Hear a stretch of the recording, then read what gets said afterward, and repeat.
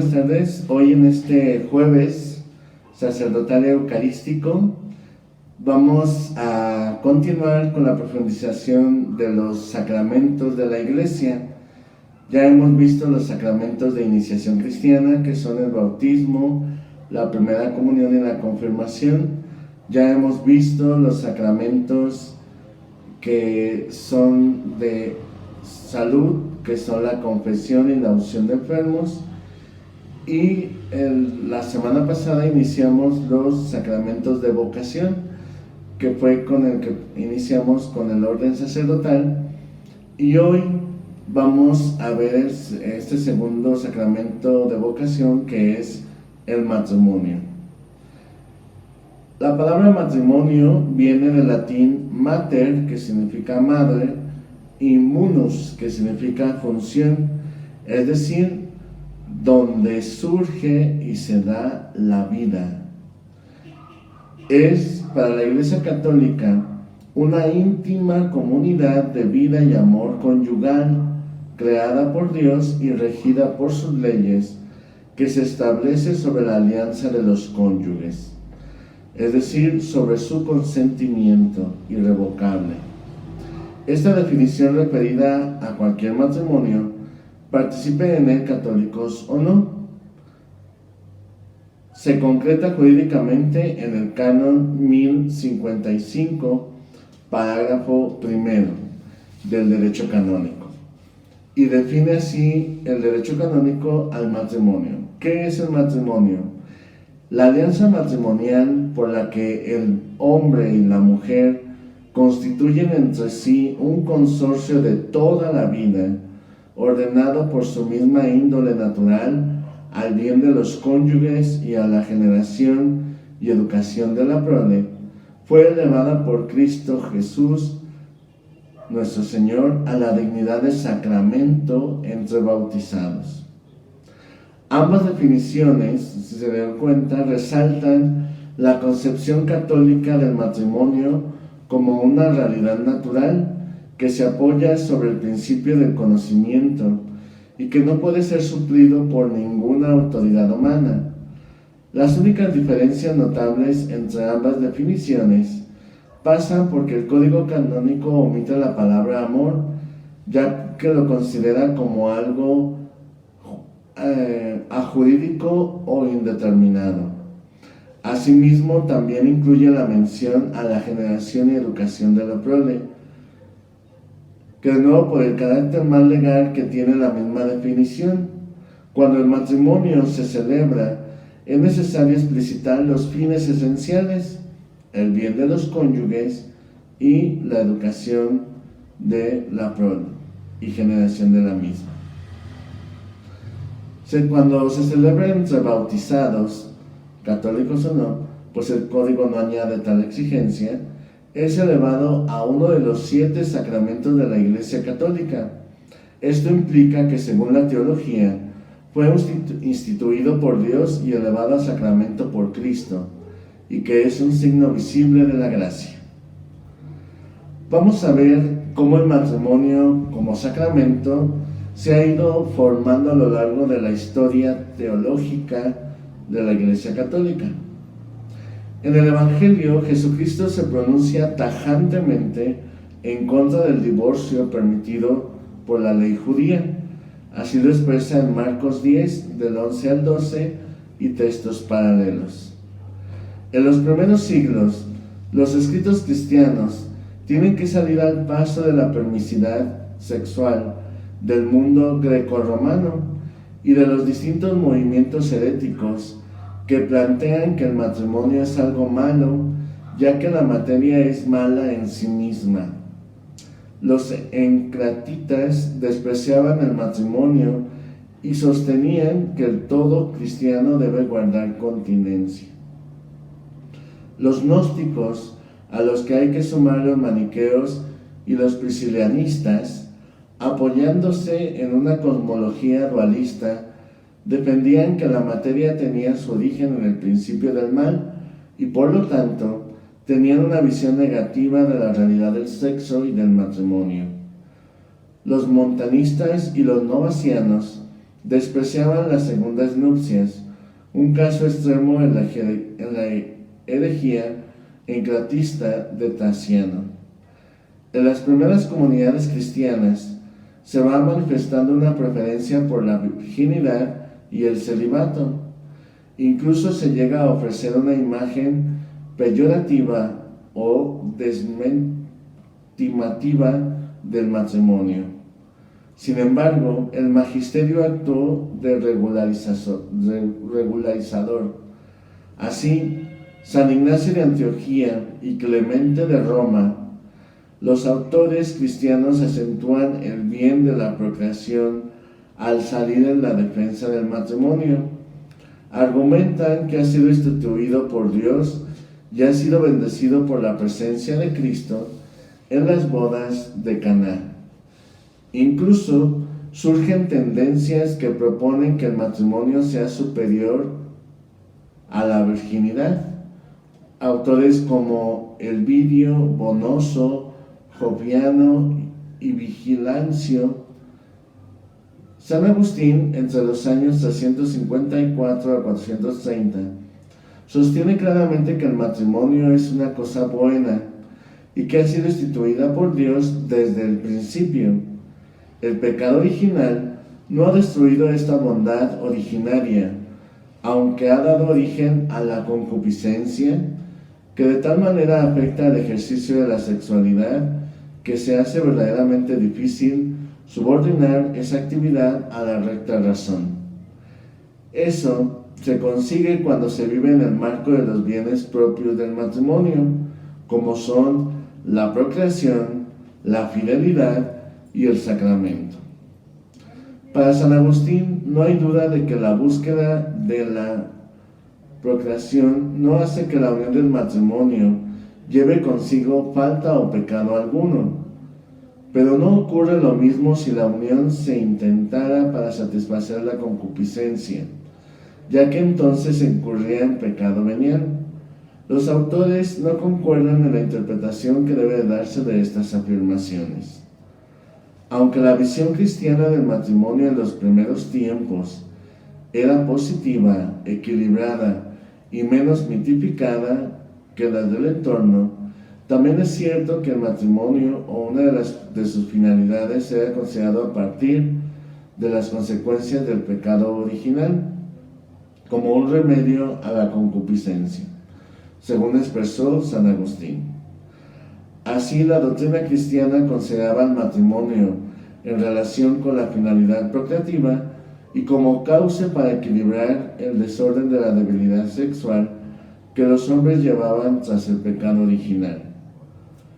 Los insistentes ataques de algunas sectas gnósticas contra este sacramento obligaron a la Iglesia a defenderlo y a rodearlo de cierta solemnidad que contribuyera a su prestigio y santificación. En particular, se puede mencionar las siguientes disposiciones prácticas. El matrimonio debía celebrarse siempre con la aprobación del obispo. Debía tener lugar en la iglesia o sitio del culto durante los oficios eucarísticos. Esta costumbre era de las más antiguas. En general, no se aprobaban matrimonios secretos, mas por otra parte, el Papa Calixto reconoció como válidos los matrimonios entre libres y esclavos.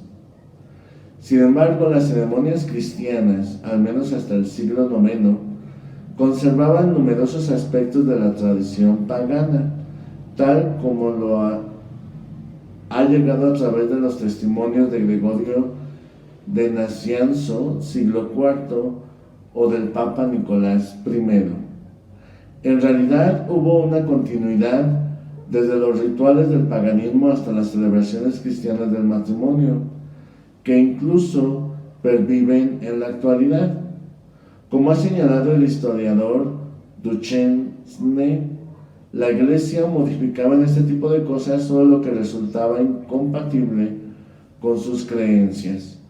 Para que la unión fuera válida, era suficiente el simple intercambio del consentimiento entre los contrayentes, no llegando a ser obligatoria la celebración del rito cristiano en Oriente hasta finales del siglo IX. Por una disposición del emperador León VI, el Sabio, también se abre paso a la consideración del matrimonio como un estado de vida bendecido por Dios, hasta el punto que él mismo lo ratifica de manera que subraya incluso desde el punto de vista legal su indisolubilidad. Los padres de la Iglesia se detuvieron especialmente en reflexionar sobre la relación entre la concupiscencia y el matrimonio, subrayando en especial el fin procreador. Dado que Dios es su autor, el matrimonio no puede ser despreciado. Tertuliano muestra más bien una idea desfavorable. Subraya solo que el fin de servir de freno a la concupiscencia, dado que ante el inminente fin del mundo no valdría la pena traer nuevos hombres al mundo. Aunque en otro momento afirma, al contemplar estos hogares, Cristo se alegra y les envía su paz. Donde están dos, allí también está Él, y donde Él está no puede haber nada malo.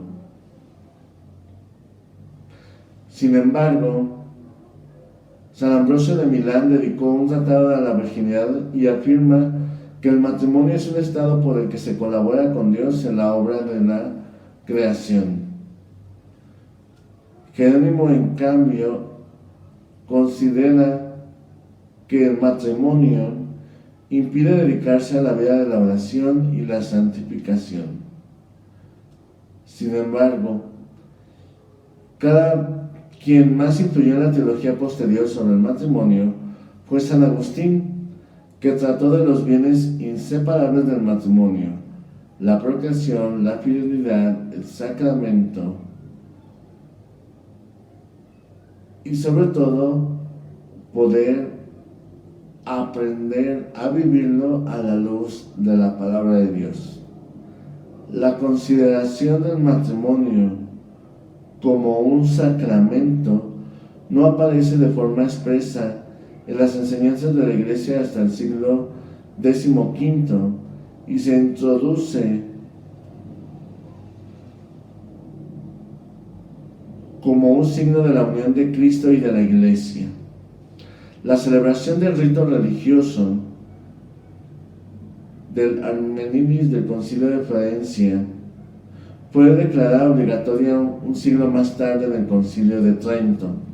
Al parecer, se debe a San Anselmo de Laon y a su escuela de teología el primer tratado sistemático del matrimonio. Sobre todo, consta de los siguientes apartados: origen e institución del matrimonio, fines del matrimonio, bienes del matrimonio, cuestiones relativas a la forma y efectos del matrimonio. En cuanto a la institución, afirma que fue instituido en el paraíso y que tuvo una confirmación con la presencia de Cristo en las bodas de Caná. Por tanto, su carácter sacramental queda dado por ser un signo de la unión de Cristo con su Iglesia. La consecuencia es que solo el matrimonio celebrado en la Iglesia es santo. El elemento determinante,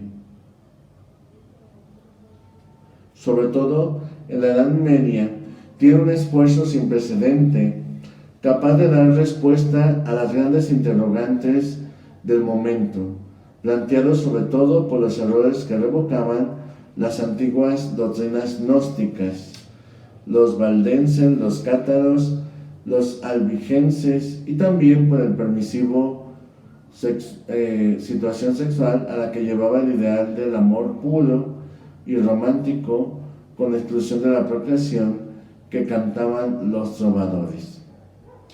En continuidad con la patrística, en la teología de la época, es común justificar las relaciones conyugales como se buscan con la intención de la procreación y afirmar que habría pecado venial en el caso de que se pretendiera tan solo evitar la fornicación. Santo Tomás, en continuidad con San Agustín, habla sobre los bienes del matrimonio como son la prole, la fidelidad del sacramento, son una expresión adecuada de la bondad integral del matrimonio. Los dos primeros determinan la bondad natural del matrimonio, de tal manera que lo hacen perfecto en el orden. El sacramento presupone esta bondad primera y la eleva a un orden superior al que este sacramento propone como esa bondad de Dios manifestada en la relación de los cónyuges. Los tratados de Buenaventura y de Santo Tomás de Aquino son los que más influyeron en la formación teológica del periodo. Hasta los teólogos dominicos, muchos consideraban el matrimonio desde el punto de vista de la contención de la concupiscencia, dejando así la gracia del sacramento como una gracia negativa. Sin embargo, Alberto Magno y Tomás de Aquino consideraban que la gracia propia del sacramento está relacionada con la vivencia de este, la fidelidad, el amor y el entendimiento mutuo, la educación religiosa de los hijos, etc. Ya en el siglo XX, por los intentos de renovación de la teología iniciados por las escuelas de Tubinga en el siglo anterior, se van explicitando con mayor fuerza las virtualidades encerradas en la doctrina sobre la bondad del matrimonio. Es significativa la aportación que se va dando durante estos siglos del movimiento matrimonial. Equipos de Nuestra Señora dirigidos por Cafarel. Asimismo, son importantes las enseñanzas de José María Escrivá Balaguer. Importantes también algunos elementos precursores del Concilio Vaticano II, sobre todo en su aportación a los fines de este sacramento. La vocación humana es parte importante de nuestra vocación divina. Entre las consecuencias que esta doctrina comporta, como la relación al matrimonio y a la sexualidad, se señalan junto a estas. La bondad de la sexualidad, la necesidad de materializar el amor, la dignidad de las relaciones conyugales, la vida matrimonial y del hogar como ocasión para encontrar al Señor. La Edad Moderna además trajo consigo las dificultades relacionadas con el proceso secularizador. Aun cuando el Estado tome parte en la celebración, registro y legalización en relación con el matrimonio, la Iglesia Católica ha subrayado el derecho que tiene a legislar y disponer en relación con el sacramento. Es especial que han producido dificultades en la relación con el problema del divorcio. Aspectos esenciales. Los aspectos esenciales del matrimonio como sacramento son la realidad en la que el matrimonio es signo y la indisolubilidad del vínculo. ¿Cuáles son estos aspectos esenciales del matrimonio? Es signo de la unión de Cristo con su Iglesia. El Antiguo Testimonio que encontramos en el Antiguo Testamento usa a menudo la imagen del noviazgo o del amor conyugal para referirse a la relación de Dios con su pueblo. Así, no solo percibe el alto concepto que se tenía del matrimonio, sino también se muestra como arquetipo para referirse a la alianza fiel de Dios con su pueblo. Por otro lado, se subraya la infidelidad de Israel hacia Dios y sobre todo como si fuera un adulterio. Pablo recoge esta imagen de la carta a los Efesios, que luego fue comentada en múltiples ocasiones por los padres de la Iglesia, con el fin de subrayar el amor esponsal que ha de formar y vivir los esposos. Agustín llama sacramentum a ese carácter que sella también la indisolubilidad del matrimonio. Así se considera que la Iglesia habla de la gracia que el matrimonio da, que es sobre todo la prolongación de la caridad de Cristo, que derrama sobre la Iglesia y va especialmente relacionada a la cuestión económica. Y sobre todo la importancia de ver en el matrimonio una realidad humana. La unión matrimonial se asume como un signo de una realidad en orden cristológico y eclesial, unión de Cristo con la Iglesia, sin abandonar la realidad de que se trata de una institución natural. En el matrimonio no solo significa la unión, ya que con los mismos bautizados que se casan, son destinatarios en cuanto a miembros de la Iglesia de ese amor de Cristo. Aunque el consentimiento libremente expresado con los cónyuges en el acto jurídico decisivo del que dimanan los derechos y deberes matrimoniales, la sacramentalidad del matrimonio no proviene de un acto distinto que el jurídico del consentimiento y por tanto se identifica con él.